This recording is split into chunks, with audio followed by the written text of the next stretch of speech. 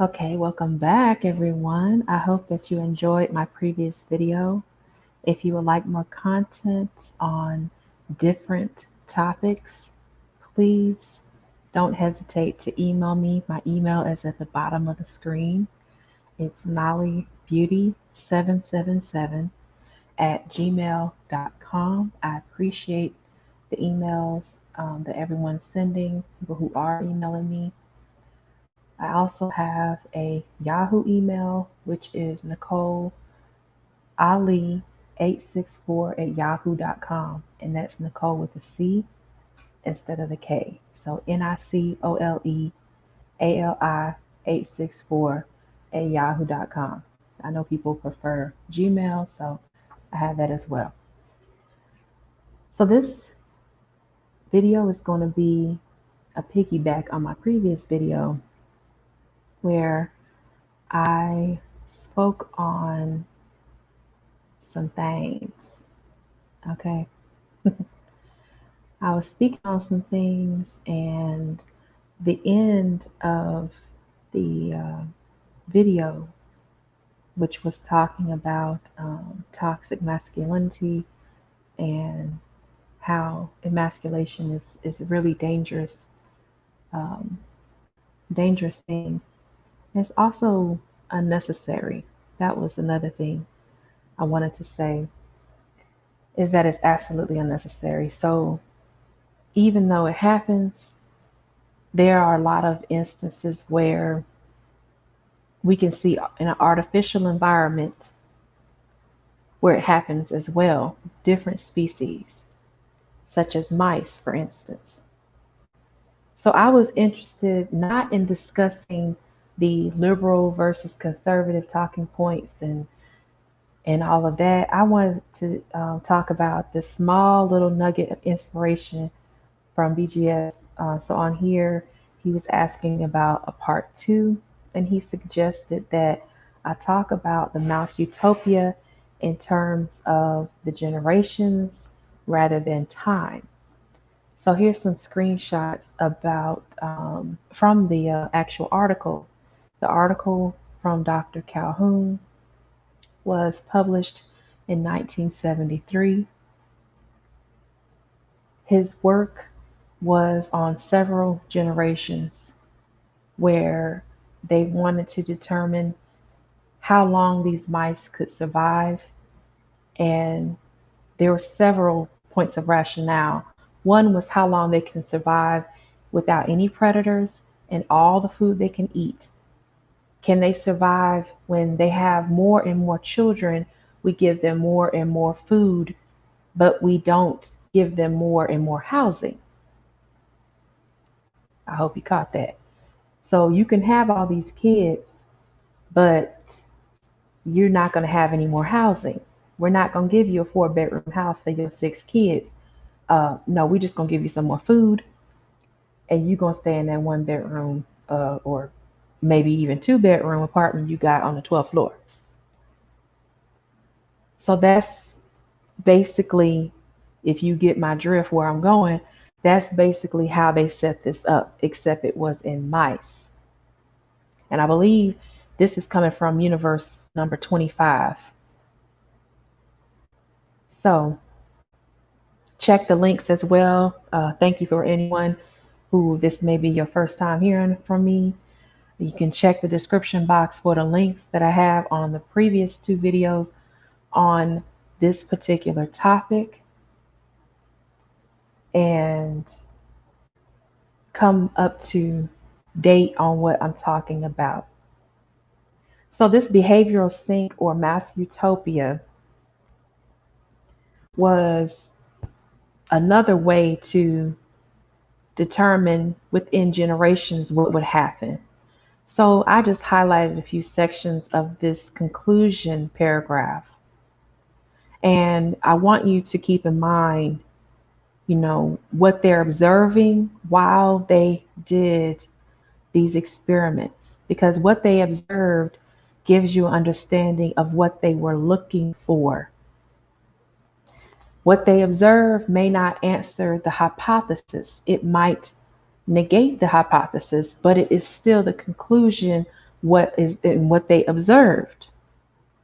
So the results obtained in the study should be obtained when customary causes of mortality become markedly reduced in any species of mammal whose members form social groups.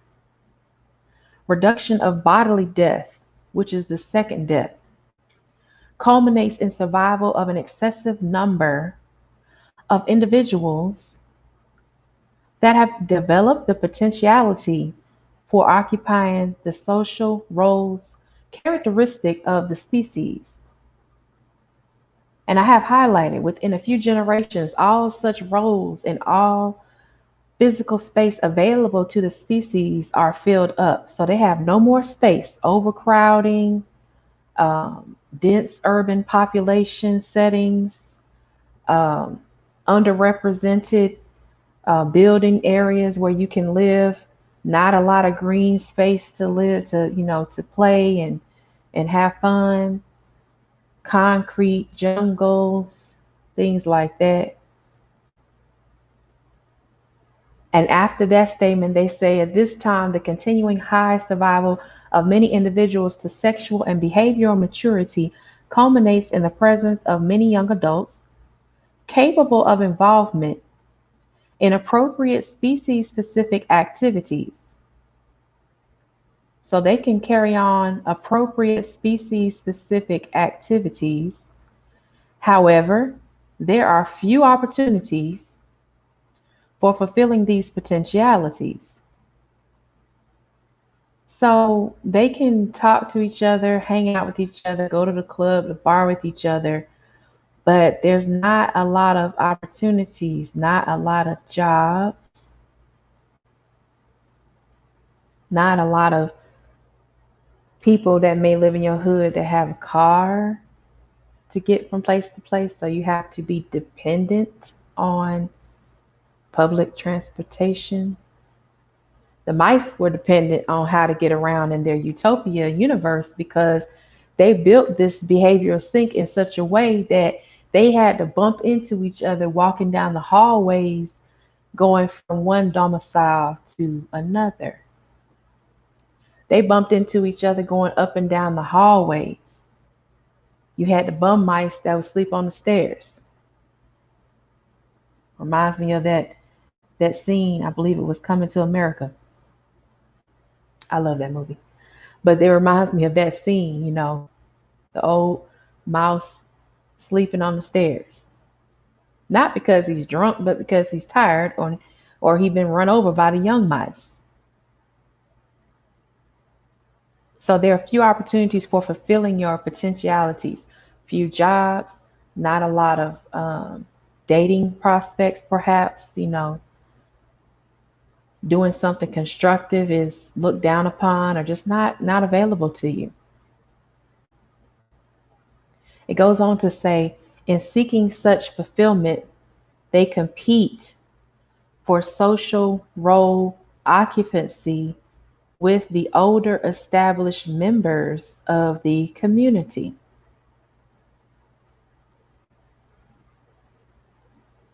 So they're having problems occupying the same space with the old heads because the old heads didn't teach them what they needed to teach them, or it was so few and far between that the message got lost. It says this competition is so severe that it simultaneously leads to the nearly total breakdown of all normal behavior by both the contestants and the established adults of both sexes. So male and female have issues. They can't conduct themselves normally. They act a fool and fight each other on World Star Hip Hop and all these other different outlets, and we see it. Normal social organization, i.e., the establishment, breaks down, it dies. So the difference here is that these mice see this type of behavior. Well, they see this behavior happening and they can't turn it off like we can. We have a choice to turn it off and go about our lives. They didn't have that chance. And if you don't have the opportunity such as these mice, then of course your civilization is going to suffer and die.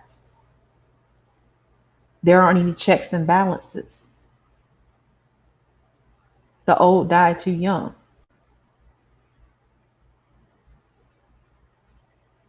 It says young born during such social disillusion, meaning that you have, it's just the society is dissolving, are rejected by their mothers and the other adult associates.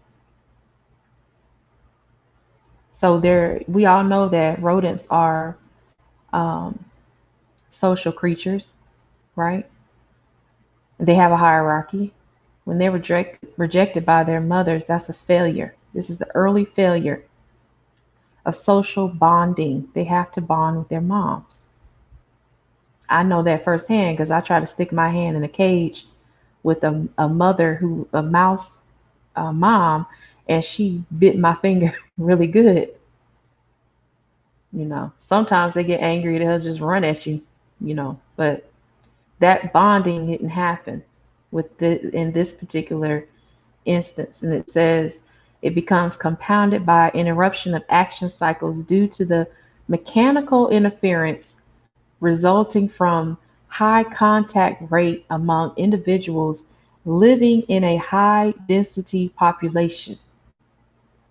High contact rate further fragments behavior as a result of the stochastics of social interactions, which demand that in order to maximize gratification from social interaction, intensity and duration of social interaction must be reduced in proportion to the degree that the group size exceeds the optimum.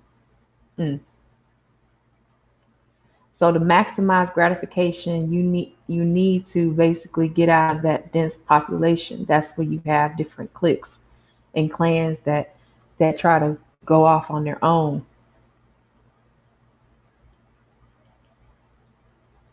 You have to reduce the amount of time you spend around they had to reduce the amount of time they spent around these dense populations of mice. It was overwhelming to them. So socially they're good socially, but too many of them causes a problem. Males fight a lot in mouse populations. We cannot put two males in a cage with a female. First of all, she'll be pregnant by both of them probably within 24 hours, and we won't know which one is the dad. That's not good for us determining how to separate her pups. Secondly, after they get her pregnant, because they're going to take turns with her because she's like, whatever. I ain't got nothing else to do. And they going to kill each other. That's just simple thing about it. They going to they start running and chasing each other around the cage. And then they square off and look at each other and go around in a circle looking at each other. They don't want to turn their backs on each other. But somebody going to get tired. And when he get tired, he get his neck slashed. Or he get his tail bit off. Or his ear bit off. Or he gets sharp teeth in his throat. That's what happens. And so we make sure that we have two females and a male, because females are not going to fight to the death like that in that situation with the mice. Now, in human reality, we know that's not the case. We see women scrapping all the time. This article goes on to say, and this is again a portion of the conclusions from the study. Autistic-like creatures capable only of the most simple behaviors compatible with physiological survival emerge out of this process. Their spirit has died. That's the first death. So remember I talked about the second death. The first death is psychological, the spirit. Second death is the bodily death. They are no longer capable of executing the more complex behaviors compatible with species survival. The species in such settings die. It dies out. For an animal so simple as a mouse, the most complex behaviors involve the interrelated set of courtship, maternal care, territorial defense, and hierarchical intragroup and intergroup social organization. When behaviors related to these functions fail to mature, there is no development of social organization and therefore no reproduction. What's the point of reproducing? I mean, I don't see the point now. That's that's what they're saying here. As in the case of my study reported above, and this is the author speaking, they say all members of the population will age and eventually die. They have nothing to pass down to the offspring. The species, of course, eventually will die out. For an animal so complex as man, now here they go. The first paragraph right there, they talked about animals simple as a mouse. For an animal so complex as man, there is no logical reason why a comparable sequence of events should not also lead to species extinction. If opportunities for role fulfillment fall far short of the demand by those capable of filling roles and having expectancies to do so, only violence and disruption of social organization can follow. Individuals born under these circumstances will be so out of touch with reality as to be incapable even of alienation. They don't even know that what they're in is not right at that point because it's too many generations down the line. Their most complex behaviors will become fragmented, and people get very confused very easily. So that means a few people over here know how to do something really well, a few people over there know how to do something very well, but nobody's communicating with each other to learn how to do everything very well. So they have a complex behavior stratum that is very fragmented. They're not connected to each other as a community. Lastly, it says acquisition, creation, and utilization of ideas appropriate for life in a post industrial, cultural, conceptual, technological society will have been blocked. Just as biological generativity in the mouse involves this species' most complex behaviors, so does ideational generativity for man. Loss of these respective complex behaviors means death of the species, period. So either you gonna get right or get left. But if your grandma and great grandma didn't know how to get right, your great grandpa and great great grandpa didn't know how to get right, you ain't doing nothing. You're not going to get right. So if you want to stop the generational curse or the generational issues that are happening, it has to start here, it has to start now.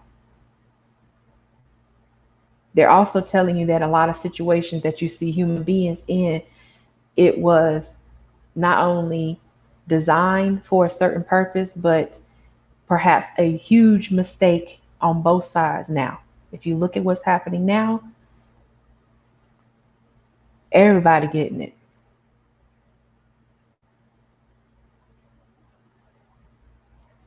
Everybody is being affected.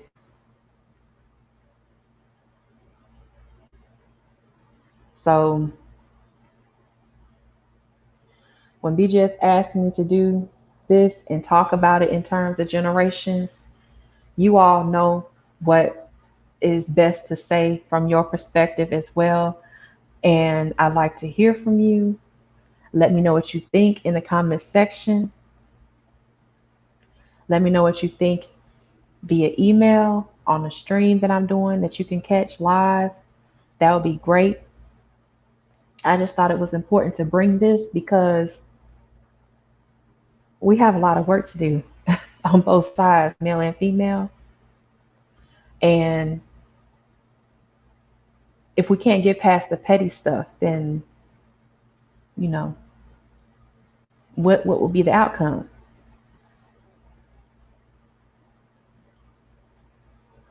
I hope that you enjoyed what I had to say.